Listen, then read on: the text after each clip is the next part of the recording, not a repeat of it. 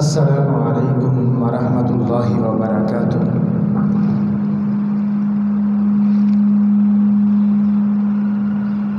ان الحمد للہ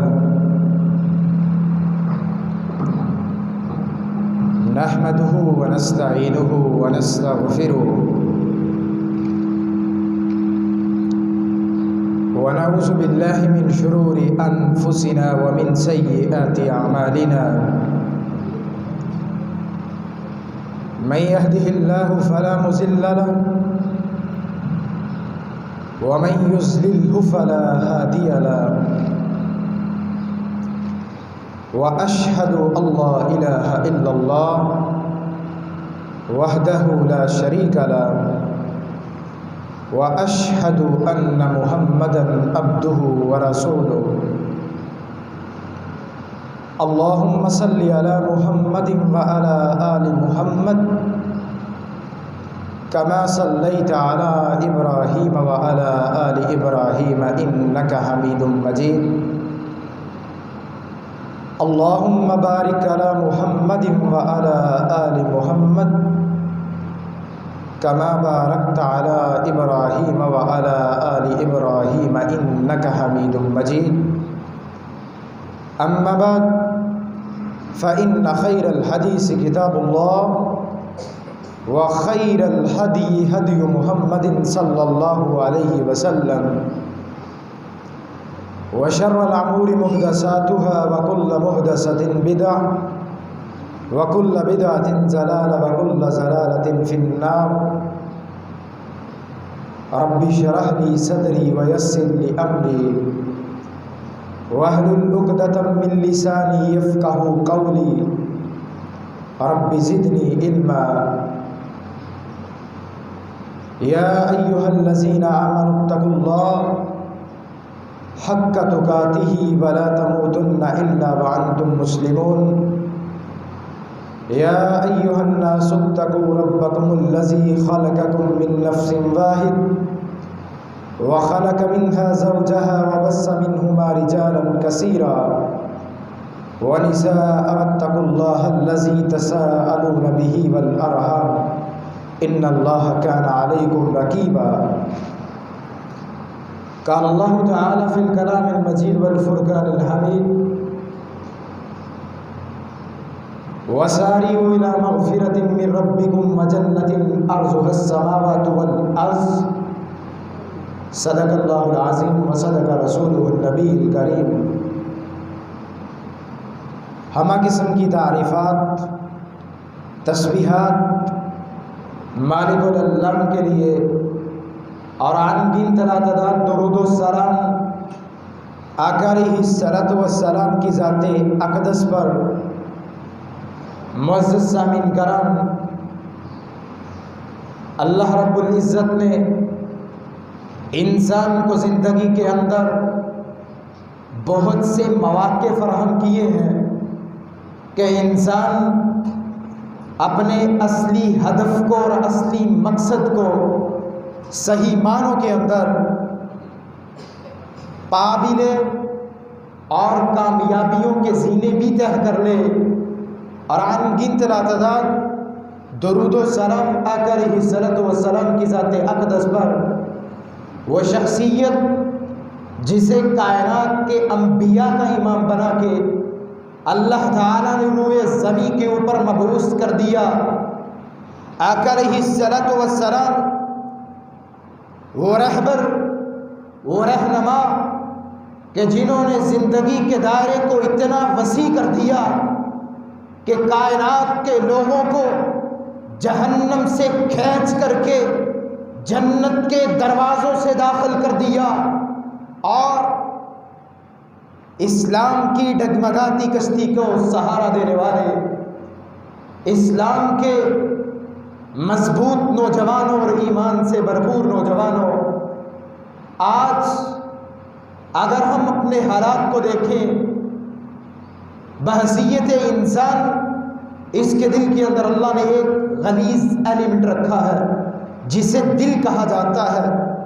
اگر یہ دل صحیح معنوں کے اندر اللہ کے در پہ آ جائے، اسے منانے کے لیے اس کے سامنے جھک جائے، کبھی سجدے کے اندر، کبھی رکوع کے اندر مناجات کرنے کے لیے، راتیں بھی اللہ کی، دن بھی اللہ کا، میں بھی اللہ کا، وقت بھی اللہ کا، اولاد بھی اللہ کی امانت، مال بھی اللہ کی امانت، زندگی کی ہر چیز اس کی امانت.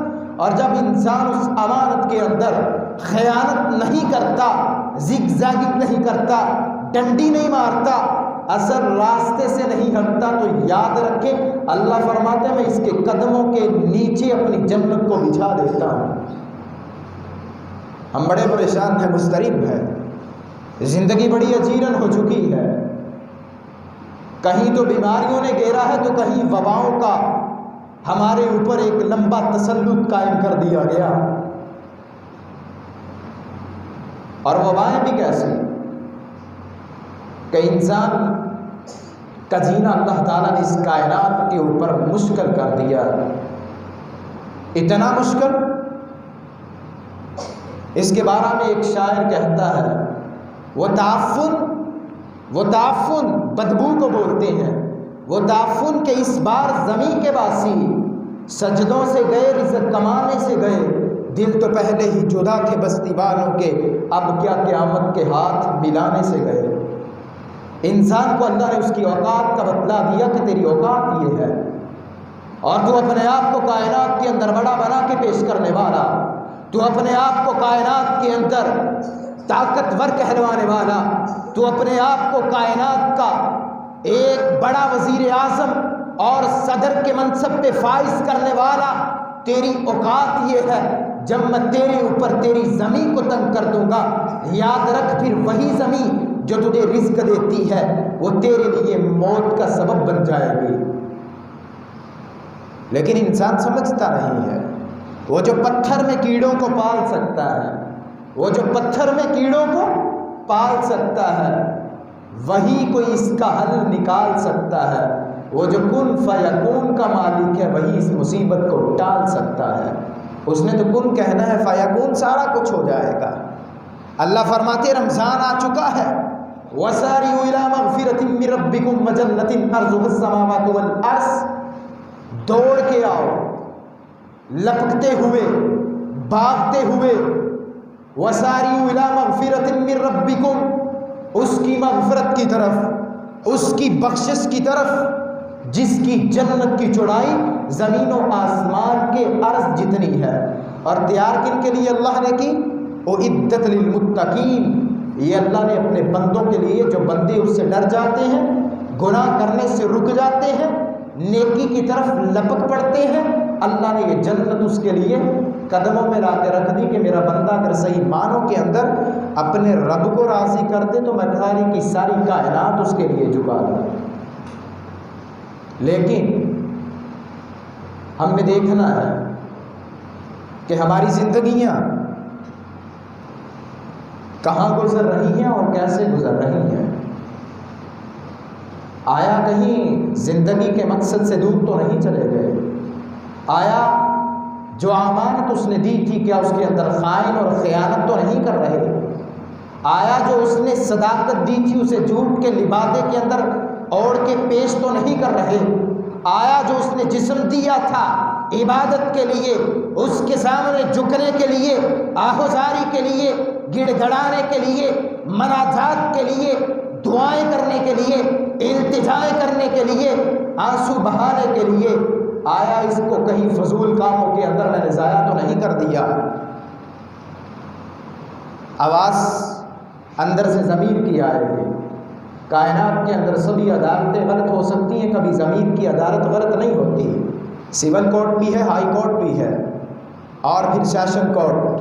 معاملے حل نہ ہو چیلنج کر دیا جاتا ہے سپریم کورٹ کی طرف.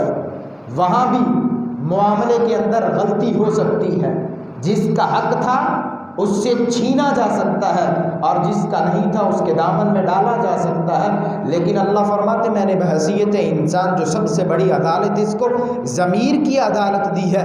فرمایا اگر انسان غلط بھی کر دے تو یہ انسان کو جھنجھوڑ کے رکھ دیتی، انسان کی راتوں کی نیند اڑ جاتی ہے جب ضمیر کی عدالت کہتی تو نے غلط کیا ہے. انسان پشیمان ہو جاتا ہے. انسان شرمندہ ہو جاتا ہے، اللہ یقیناً میں نے غلطیاں کی ہیں، اللہ میں نے تجھے ناراض کیا ہے، اللہ میں تیرے در پہ آ چکا ہوں، اللہ نادم بھی ہوں، شرمسار بھی ہوں، اللہ توبہ کرنا چاہتا ہوں، اے اللہ تو پوری کائنات کا بادشاہ، اللہم انی ظلمت نفسی ظلما کثیرا، اللہ میں نے اپنی جان پہ بڑے ظلم کر لیے، کثیرا، اللہ اگر ظلموں کو دیکھا جائے معافی کے قابل نہیں، تلافی نہیں ہو سکتی، اللہ ظلموں کو دیکھا جائے اللہ ظلم بڑے ہیں، لیکن اگر تیری رحمت کو دیکھا جائے تو وہ اس سے بھی وسیع، اللہ ساری زندگی کی غلطیاں لے کے آیا ہوں، اللہ تیرے در پہ جھکنے کے لیے آیا ہوں، اللہ گڑ گڑاتا بھی ہوں، اللہ التجائیں بھی کرتا ہوں، اللہ زندگی کی سمجھ آ چکی ہے، اللہ میں آخرت کو پہچان چکا ہوں، اللہ میں جنت کا راہی بننا چاہتا ہوں، اللہ میں دنیا کو خیر بات کہنا چاہتا ہوں، اللہ میں تیرے در پہ آنا چاہتا ہوں، تجھے راضی کرنا چاہتا ہوں، اللہم انی ظلمت نفسی ظلما کثیرا ولا یغفر الذنوب الا انت، اللہ تیرے علاوہ کائنات کے اندر کوئی ذات ایسی نہیں جو میرے گناہوں کو معاف کرنے کے قابل ہو، ولا یغفر الذنوب الا انت فاغفر لی، اللہ وہ تو ہی ہے تو معاف کر دے، مغفرۃ من عندک، بخشش آئے گی تو تیری طرف سے، معافی آئے گی تو تیری طرف سے، مغفرۃ من عندک انک انت الغفور الرحیم، اللہ تیرا معاملہ یہاں تک کہ تو بخشنے بھی والا ہے اور رحم بھی کرنے والا ہے، اس سے بڑی کوئی رحمت والی ذات آپ نے دیکھی نہیں نظر آئے گی۔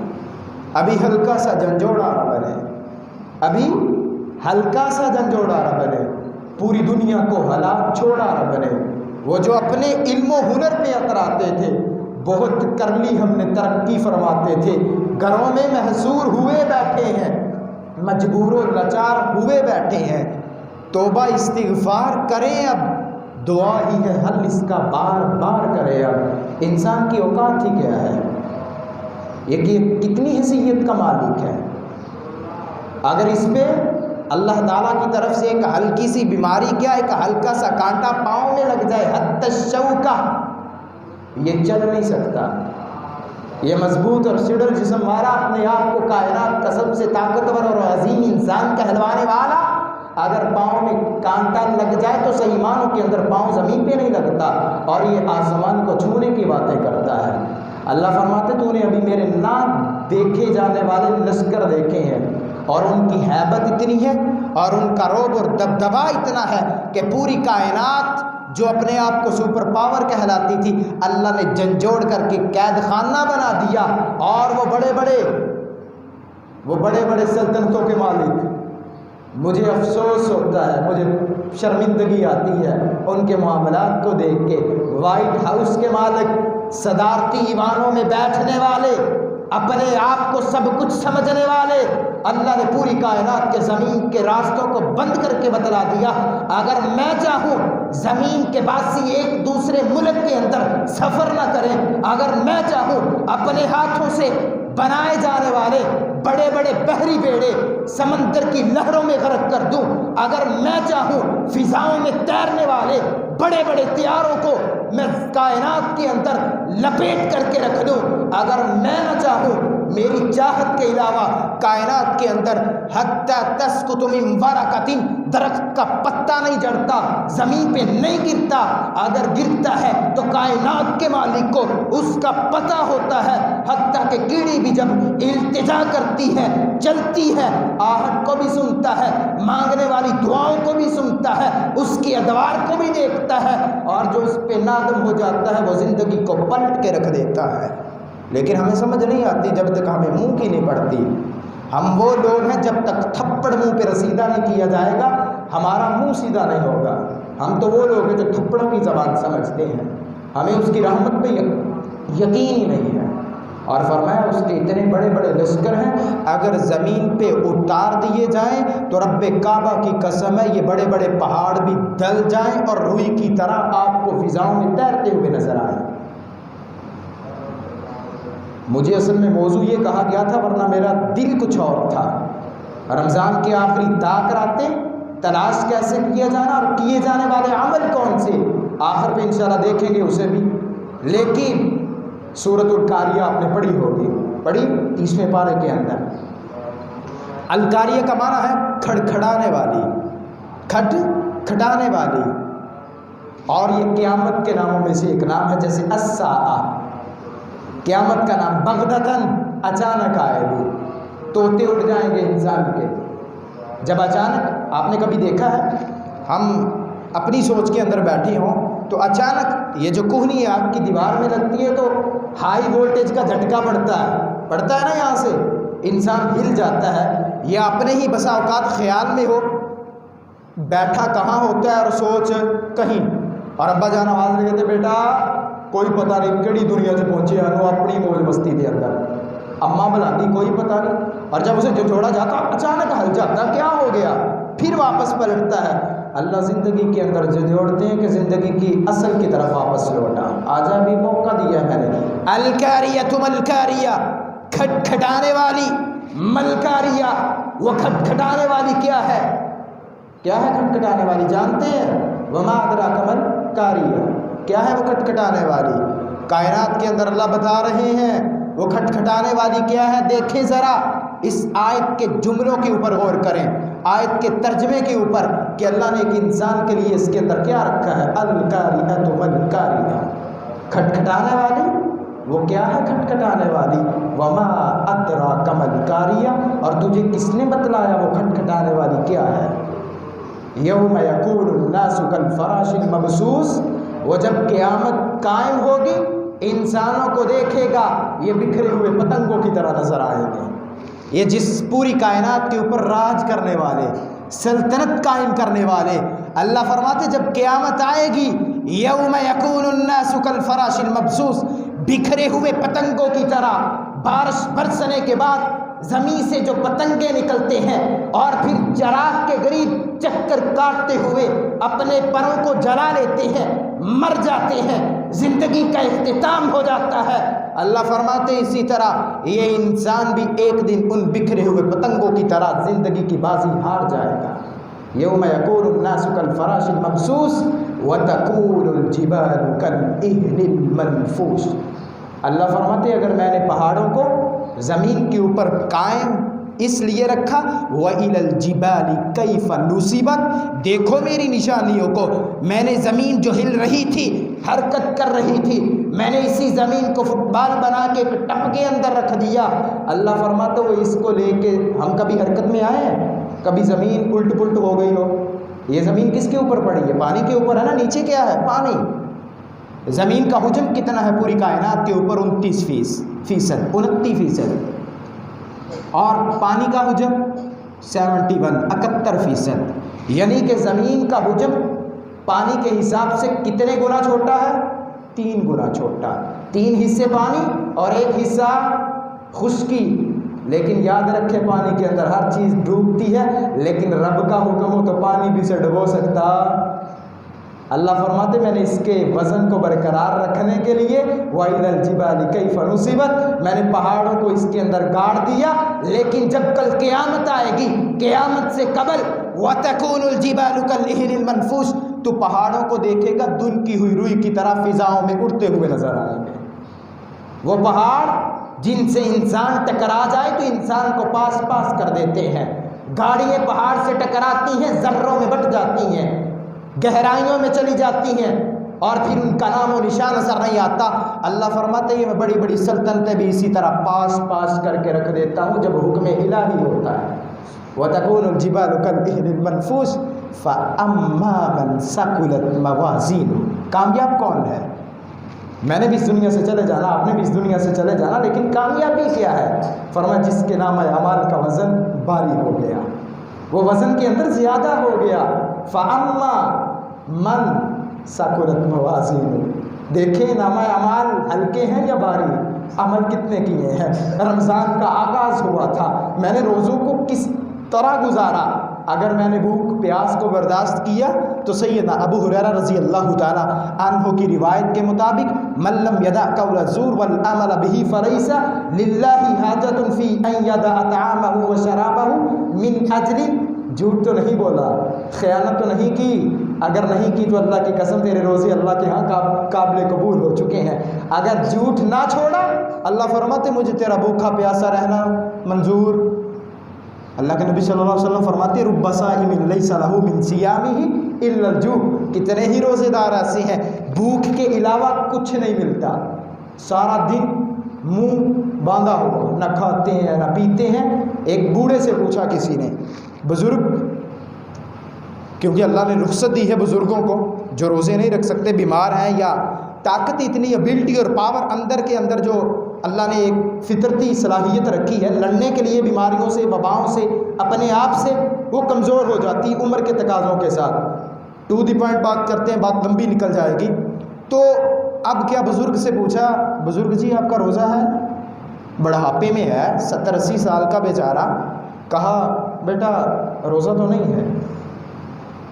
کہا روزہ نہیں ہے، کھاتا بھی ہوں پیتا بھی ہوں، قوت نہیں ہے کہ روزہ رکھ پاؤں۔ فدیۃ طعام مسکین، مسکین کو فدیہ دے دیتا ہوں۔ کہا اچھا۔ اس نے کہا میں جھوٹ نہیں بولتا، میں غیبت نہیں کرتا، میں کسی کی ذات کو چھلنی نہیں کرتا، میں نے کبھی کسی کو ذلیل کرنے کا نہیں سوچا۔ اگر کسی کی عزت کو اچھالا جائے تو میں اس کی عزت کے اوپر پردے ڈال دیتا ہوں۔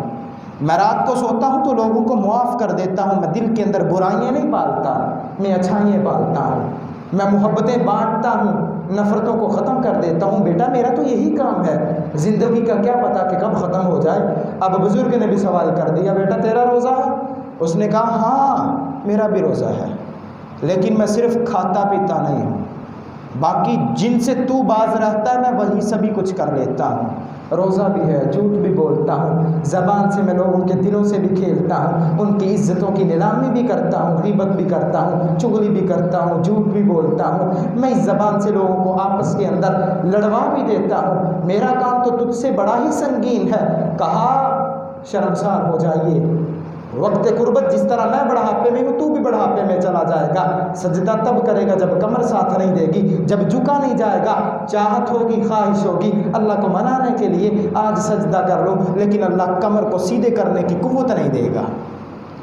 کیسی ہے زندگی؟ فَأَمَّا مَنْ ثَقُلَتْ مَوَازِينُهُ، کامیابی کس کی؟ کہ جس کا نام اعمال کا وزن بھاری ہو گیا، جس نے اس کے دیے ہوئے احکامات کے مطابق اپنی زندگی کو بسر کیا۔ وَرُبَّ قَائِمٍ لَيْسَ لَهُ مِنْ قِيَامِهِ إِلَّا السَّحَرُ، کتنے ہی قیام کرنے والے ایسے ہیں، کتنے ہی رات کو نماز تراویح پڑھنے والے ایسے ہیں، رات کے آخری پہر میں نماز تہجد ادا کرنے والے، نوافل ادا کرنے والے، ساری دنیا سوئی ہوتی ہے، رب کو منانے کے لیے اس کے در پہ آ جاتے ہیں، رب کو منانے کے لیے گھر کی محبت ایک طرف، ماں باپ کی محبت ایک طرف، اولاد کی محبت ایک طرف، اور پھر نرم بستر کو چھوڑ کے اس کے در پہ آ جاتے ہیں۔ کبھی سردی کی ٹھٹرتی راتوں میں وضو کر کے اپنے آپ کو اللہ کے پیش کر دیتے ہیں، کبھی گرمی کی تپس کے اندر دن کے وقت مسجد کا رخ کر لیتے ہیں۔ فرمایا ادھر یہ ادھر رخ کرتے ہیں، میں ان کے لیے اپنی جنت کا رخ کر دیتا ہوں۔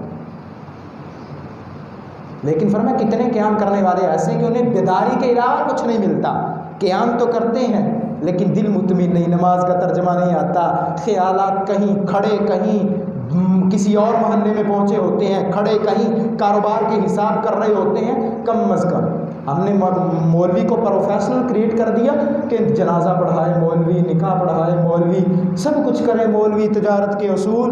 اور بھائی بحیثیت مسلمان ہونے کے ناطے مجھے پروفیشنل ہونا چاہیے تھا کہ باپ اپنی بیٹی کا نکاح پڑھا سکے، بیٹا اپنے باپ کا جنازہ پڑھا سکے، اتنا قابل تو ہونا چاہیے تھا۔ زندگی کی ابتدائی معلومات مجھے پتہ ہوتی، میری جانے بلا مینو کی لگے، زندگی چلی جا رہی، سرکٹ چلی جا رہا ہے، بس میں ٹھیک ٹھاک، مینو کسی دی کی پرواہ، اے تھوڑا اچھا کھانا اچھا پینا، وہ خیر ویکھی جائے گی، اے جان میٹھا گلا کنے ڈٹھا ہو ویکھی جائے گی، کس نے دیکھی جائے گی؟ ہم تو یہ گرمی برداشت نہیں کرتے، سورج کی تپش ہے، وہ جہنم کے انگارے جو دنیا کی آگ سے 70 گنا زیادہ، اور ایک حدیث کے مطابق 100 گنا زیادہ اس کی تپش ہوگی، اسے کیسے برداشت کریں گے؟ میرے پاس تو بھائی اتنا میرا کیلیبر ہی نہیں ہے کہ میں اسے برداشت کر لوں۔ ویسے ہی انسان دل جاتا ہے۔ رمضان آیا ہے، رمض کا معنی ہوتا ہی جلانا ہے، آپ کے گناہوں کو جلا کے آپ کی نیکیوں کو بڑھانے کا کام کرتا ہے۔ پھر دل تو ہے کہ ایک بات کو لمبا لے کے جائیں، واپس آتے ہیں فَأَمَّا مَنْ ثَقُلَتْ مَوَازِينُهُ فَهُوَ فِي عِيشَةٍ رَاضِيَةٍ، نامہ اعمال کا وزن زیادہ ہو گیا تو پھر کیا ہوگا؟ فرمایا اس کی زندگی عیش و عشرت والی ہوگی، یہ جیسے چاہے گا ویسے بسر کرے گا، اور یہاں ہماری خواہشات، کتنی ہی خواہشات ہیں جو دم توڑ جاتی ہیں، توڑتی یا نہیں توڑتی؟ کہ ہر خواہش پوری ہوتی ہے ہماری دنیا کے اندر؟ کوئی مجھے کھڑا ہو کے کہے کہ میری آج تک کوئی خواہش ایسی نہیں کہ جو پوری نہ ہوئی ہو، ہے کوئی ایسا؟ ہاں ایسا تو ہو سکتا ہے کہ ہزاروں خواہشیں تھیں، ہزاروں خواہشیں ایسی کہ ہر خواہش پہ دم نکلے، بہت نکلے میرے ارماں لیکن پھر بھی کم نکلے۔ ہزاروں خواہشیں اور ان میں سے ایک آدھی پوری ہوتی ہے، ایک آدھی۔ اور جنت کے اندر فرمایا ہزاروں خواہشیں ہوں گی، لاکھوں فرشتے پوری کرنے کے لیے اس کے پاس موجود ہوں گے۔ خواہشیں ختم ہو جائیں گی لیکن پوری کرنے والے کے پاس اس کے اسباب ختم ہوں گے نہیں۔ انسان کے دل کے اندر خیالات ختم ہو جائیں گے، خیالات کو پورا کرنے والی ذات کے پاس اس کے جتنے بھی اسباب ختم ہوں گے نہیں۔ یہ تو مومن کے لیے دنیا سجن المومن و جنت الکافر، قید خانہ، اسے قید خانہ کی طرح کہتے ہیں۔ کن فی الدنیا کانک غریب و عابر سبیل، زندگی کو مسافر کی طرح گزاریں، ایک غریب کی طرح۔ اب جب ہم سفر میں جاتے ہیں تو کتنا سامان ہوتا ہے پاس؟ ٹیمپریری اور سمپل باتیں کرنا چاہتا ہوں، کتنا سامان ہوتا ہے پاس؟ سارا گھر چوک کے تو نہیں نا پیچھے پا لیدا یا پانڈا بان کے سر تے رکھ لیدا، لا بھی ہوں ٹھیک ہے۔ کتنا ہوتا ہے؟ سفر کے لیے چند پیسے ہوتے ہیں روپے میں، اے ٹی ایم کارڈ ہوتا ہے، آج کے دور میں شناختی کارڈ ہوتا ہے، آئی ڈی کارڈ، کچھ کاغذات ہوتے ہیں ضروری تو یہاں دو چار پرونا بن کے جا رہے ہیں کہ رہنا پپو دے گھر تائے دے گھر دو چار جوڑے ہون گے، ایدا تو نہیں نا پوری دکان چکی ہوئے انہیں سر تے تھانہ دی تے جا رہا ہوگا، نہیں۔ اسے اس طرح زندگی گزارنی چاہیے جیسے مسافر ہے، دنیا کی اتنی ویلیو ہو اس کے پاس اور آخرت کی ویلیو سارا گھر جہاں ہمیشہ۔ سفر میں انسان تھوڑا ہوتا ہے اور گھر میں زیادہ ہوتا ہے، تو یہ زندگی کی مثال ہے۔ مومن کے لیے دنیا قید خانہ اور کافر کے لیے جنت، اپوزٹ۔ اور پھر کل قیامت کے دن مومن کے لیے وہ زندگی، وہ قبر، وہ روز محشر، وہ لمبے لمبے حساب کتاب، اس کے لیے وہ جنت بن جائے گی اور کافر کے لیے جہنم۔ اب آپ نے دیکھنا ہے کیا چوز کرتے ہیں آپ، کون سی چیز اپنے لیے اچھی سمجھتے ہیں جس کے لیے آپ چناؤ کرتے ہیں، کریں چناؤ۔ باتیں سمجھ آ رہی ہیں؟ جی آگے چلتے ہیں۔ اللہ کے نبی صلی اللہ علیہ وسلم کی بڑی پیاری حدیث، فرمایا ایک وقت ایسا آئے گا میری امت کے اوپر کہ انسان کو آخرت ہی بھول جائے گی آخرت، یاد ہوگی چند دن کی زندگی یاد ہوگی، آخرت کا تصور ہی ختم ہو جائے گا۔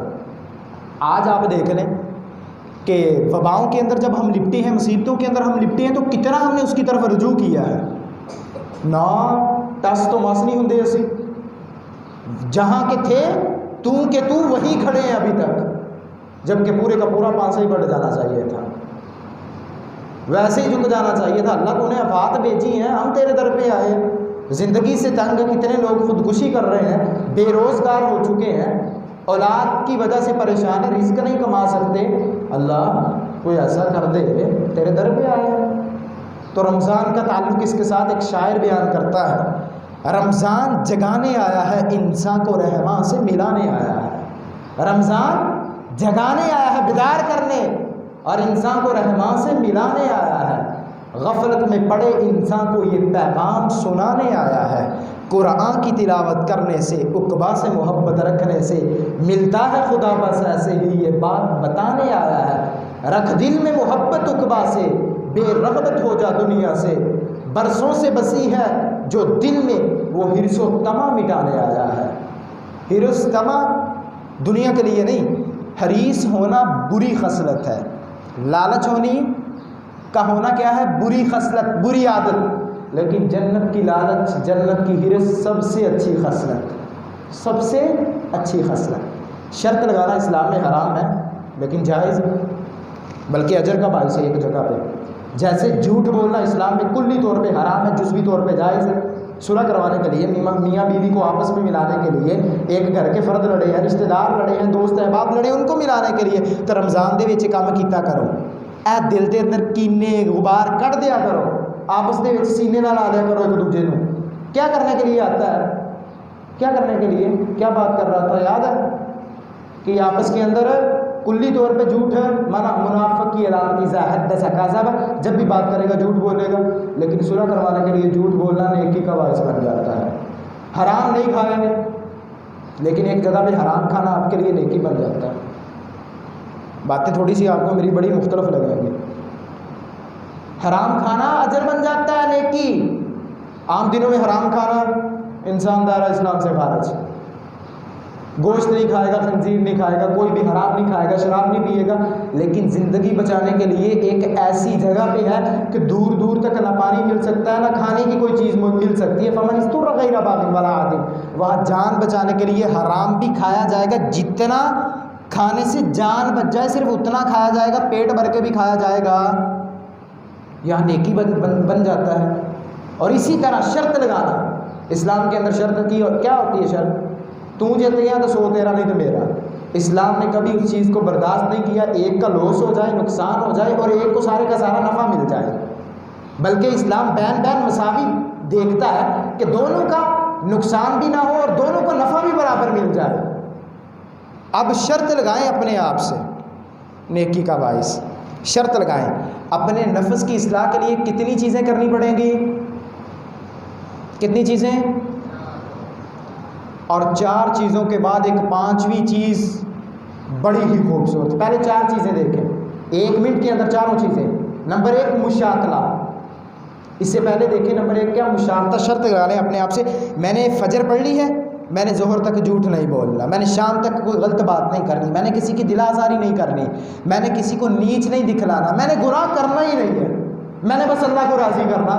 اور پھر دیکھیں مراقبہ، مراقبے کا معنی ہوتا ہے نگہبانی کرنا، دیکھنا، آیا میں نے گناہ تو نہیں کیا، آیا میں نے جھوٹ تو نہیں بولا، میں نے خیانت تو نہیں کی، میں نے دکان کے اوپر تجارت کی کم تو نہیں تولا، ولا تنقصوا المکیال والمیزان انی اراکم بخیر، نہیں۔ نمبر 3 پہ پھر دیکھیں محاسبہ کریں، شام کو بیٹھ جائیں اپنی چارپائی پہ سونے سے قبل رکھ لیں، چاہے ماتھے پہ سر رکھ لیں، سوچ لیں، چاہے علامہ اقبال کی طرح سوچیں، اللہ نے سوچ دی آپ کو، بیٹھ جائیں محاسبہ کریں، میں نے جو اللہ سے وعدہ کیا تھا، شرط لگائی تھی، اب نیکیاں زیادہ ہیں یا گناہ؟ اگر نیکیاں زیادہ ہیں تو خوش ہو جائیں جس نے توفیق دی ہے، اگر گناہ زیادہ ہے تو پشیمان ہو جائیں۔ نمبر 4 پہ مواخذہ، پکڑے گناہ ہوا کہاں سے ہے، اس گناہ کو پکڑ لیں، مسلح پہ بیٹھ جائیں، اپنے نفس کو نمبر 5 مشاکلہ مشقت میں ڈال دیں، ذکر و اذکار کرنا شروع کر دیں، تسبیحات کرنا شروع کر دیں، بس نادم ہو جائیں، التائب من الذنب کما ذنب لہ، وہ فرماتا ادھر سے یہ نادم ہو جائے گا، ادھر سے اس کی زندگی ایسی ہو جائے گی جیسے اس نے کبھی گناہ ہی نہیں کیا، جیسے کبھی گناہ کیا ہی نہیں۔ لہٰذا مشاکلہ، اس کو نفس کو مشقت میں ڈالا کریں، نیکی کی طرف، وما ابرئ نفسی ان النفس لامارۃ بالسوء، یہ دیتا ہی برائی کی دعوت ہے ہمیشہ، یہ بڑا غلیظ ہے، اسے ہم نے کھینچ کے لے کے آنا ہے صحیح راستے پہ۔ اور سب سے بڑا جہاد، جہاد اکبر، جہاد بالنفس ہے، اپنے آپ سے لڑنا۔ کسی کو تو کہہ دیتے ہیں تو بندہ نہیں ٹھیک، کبھی اپنے آپ نے بھی کیا کر میں نہیں ٹھیک، جب ایسے کرتے ہیں نا وہ تو نہیں ٹھیک ہے تو 3 دیا پوت تو انہوں زیادہ خراب ہے، تو بھی کوئی نہیں ٹھیک ہے، ایک اس کی طرف اور 3 تیری طرف کہتا ٹھیک تو بھی نہیں ہے۔ لیکن زندگی ہمیں کیا، زندگی کی پرواہ، وقت کم ہے، 5 منٹ رہ گئے، تو زندگی کی حقیقت، ہمارے جو معاملہ بنا ہوا کتنے دنوں سے ہیں بتائیں گے؟ 2 مہینے ہو چکے ہیں تقریباً لاک ڈاؤن کو، کتنے؟ کشمیر کے اندر کتنا عرصہ ہو چکا ہے؟ تقریباً 10 ماہ، کتنے ماہ؟ 300 دن، تو ساڈا لاک ڈاؤن ہویا، کرفیو نہیں لگا، ہر شے کھان پین دی مل رہی ہے، پہنن دی مل رہی ہے، پیراں چ پاؤن دی مل رہی ہے، جو چاہیے بازار چوں مل رہا ہے نا۔ اور کشمیر والوں کی کیا حالت ہے سوچیں نا ذرا، جو 10 ماہ سے کرفیو میں ہیں، شکر ادا کریں، شکر ادا کریں اللہ کا کہ اس نے آپ کو آزاد پیدا کیا، آزاد بنایا ہے۔ یہ جکڑ دیا جائے نا کہ تم گھر چوں 24 گھنٹے باہر نہیں نکلنا تو میں تہاڈی حالت ویکھاں کیویں ہوندی ہے، مرن تے ویسے آ جاتا انسان، مینوں گھروں باہر کڈ دو نہیں کہ میں لگا ہی اپنے آپ کچھ کرنا۔ تو وہ جو 10 ماہ سے اس کے اندر، ان کی صورتحال کیا ہوگی؟ اور دعائیں کریں ان کے لیے، اللہ آسانیاں پیدا کر دے، اللہ ہمارے لیے بھی آسانیاں پیدا کر دے، اللہ ان کے لیے بھی آسانیاں پیدا کر دے، اللہ تو صحیح ایمانوں کے اندر ہمیں بھی آزاد بنا دے اور اسے بھی آزاد بنا دے۔ ہمارا درد ہونا چاہیے ان کے لیے، وہ جو ہمارے جسم کا حصہ ہے، المسلم کالجسد الواحد، ایک مسلمان کو چوٹ پہنچے تو پوری دنیا کی مسلمانوں کے دل دہل جائے، ان کے جسموں کے اندر درد کی شدت محسوس ہو کہ یار واقعی کنڈا کتنے لگتا پیر 'ਚ، تو محسوس کون کرتا؟ جب دماغ نال اللہ نے نال تعلق وہ نال کیتا نا، تہاڈا پکا کنیکشن، دماغ محسوس کرتا یار یہاں یہ مسل گا رہا ہوں، محسوس کسے ہو رہا ہے؟ یہی صورتحال وہاں ہونی چاہیے، درد انہیں دیا جائے اور محسوس ہے ہمیں ہو، ان کے لیے کچھ کریں، ان کے لیے دعائیں تو کر سکتے ہیں نا، کم از کم دعائیں تو کر سکتے ہیں۔ ایسا کوئی بول نہیں نہ کوئی کسی نے پیسے لانے، نہ تہاڈے کو بجلی کا لمبا جا مہنگا بل بن کے آ جانا، یہ تو آسان سا کام ہے، فری میں نیکیاں اکٹھے کرنے والا، ذخیرہ کرنے والا کام ہے۔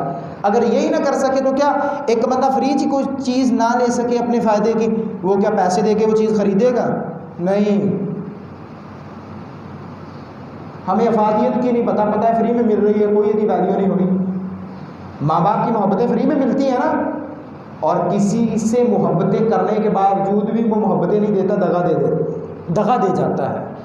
اور جنہوں ساری زندگی کہی دا نا میرا بڑا گوڑا سجن ہے، جان بھی دے سکتا ہی، تو موقع تے آ کے وہ پت جان ہی لے لینا، اوتھے سٹدا جتنے پانی بھی نہ ہوئے تو ساہ بھی نہ آئے، لیکن وہ تنہا چھوڑتا ہی نہیں، اپنے بندوں کو کبھی تنہا چھوڑتا نہیں، اور اس کی پرواہ بھی نہیں۔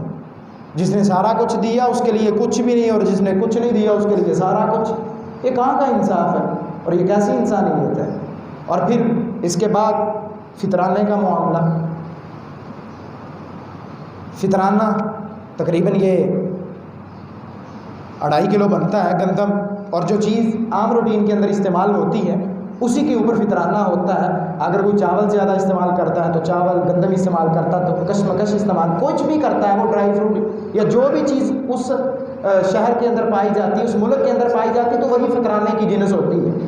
تو اسے آپ عید پڑھنے سے قبل ادا کریں گے، کب؟ عید پڑھنے سے قبل، اور ہر فرد کا ہوگا، جو جہاں ہوگا وہیں ادا کرے گا۔ اگر گھر دے 6 فرد نے، 2 کتے ہو 4 گھر دے وچ نے، تو 4 اگر گھر کے اندر ہے تو 4 کا فطرانہ وہاں سے ادا کرے گا، جو 2 وہاں ہیں ان کا فطرانہ وہیں سے ادا کیا جائے گا۔ لیکن عید پڑھنے سے قبل، اگر عید پڑھنے کے بعد کیا تو فرمایا وہ فطرانہ نہیں ہے۔ کیا ملے گا؟ فطرانے کا مطلب ہے غریب غربا، اور جو عید کی تیاری نہیں کر سکتے وہ عید کی تیاری کر لیں، ان کے گھر کے اندر کوئی کھانے کی چیز نہیں وہ لے سکیں، یہ غریبوں کا حق ہے، امیروں کو نہیں دیتے، اور غریبوں کو ضرورت ہوتی ہے، اور ضرورت وقت پہ ہے۔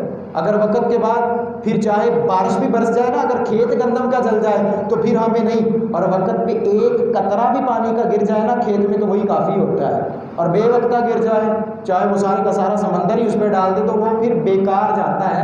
لہٰذا عید پڑھنے سے قبل اور سیدنا عبداللہ بن عمر رضی اللہ تعالیٰ عنہ فرماتے ہیں دینے والا ہاتھ ید العلیٰ یہ بڑا ہی بہتر ہے ید السفلیٰ لینے والے ہاتھ سے۔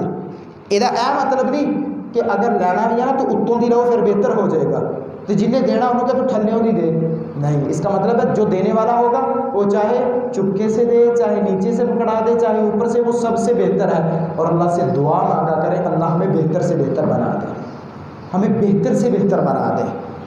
سبحان ربک رب العزت عما یصفون وسلام علی المرسلین والحمد للہ رب العالمین۔